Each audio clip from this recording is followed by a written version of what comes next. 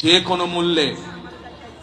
কোনো মূল্যে মানুষের নিরাপত্তা নিশ্চিত করা, যেন মা বোনেরা সহ সব প্রত্যেকটি মানুষ নিশ্চিন্তে দিনের যে কোনো সময় রাস্তাঘাটে চলতে পারে। একটি মানুষ নিরাপদে রাস্তাঘাটে চলবে, একটি মানুষ নিরাপদে তার ব্যবসা বাণিজ্য করবে, চাকরি বাকরি করবে। সেজন্য বিএনপির সবচাইতে অন্যতম প্রায়োরিটি হচ্ছে যে কোনো মূল্যে ঢাকা শহর সহ সমগ্র বাংলাদেশের আইন শৃঙ্খলা পরিস্থিতি নিশ্চিত করা এবং একই সাথে প্রিয় ভাই বোনেরা, আমরা দেখেছি বিগত স্বৈরাচারের সময় কিভাবে উন্নয়নের নামে দেশ থেকে প্রতি বছর $16 বিলিয়ন পাচার করে দেওয়া হয়েছিল, অর্থাৎ দুর্নীতি।